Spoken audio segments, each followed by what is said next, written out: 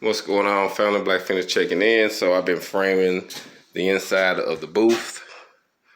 So pretty much got it framed out.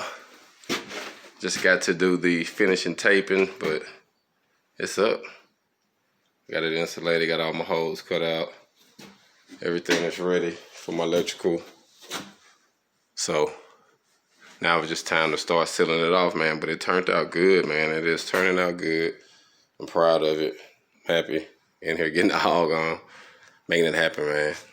One day at a time. Just wanted to check in with everybody. Let them know I'm out here getting it in, man. So I used some of the extra wood I had, which I had got a deal on some of that wood that had that stuff on that one side, on that 3-inch, 3/4 plywood. So I got a deal on that. And I end up having one more sheet left. So I got a full sheet left.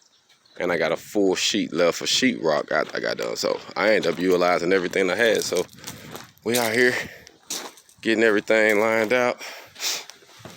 Like I say, turned out good.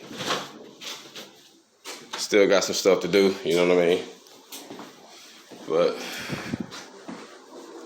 my guy gonna come back and start doing the taping and stuff like that and some of the sheetrock up.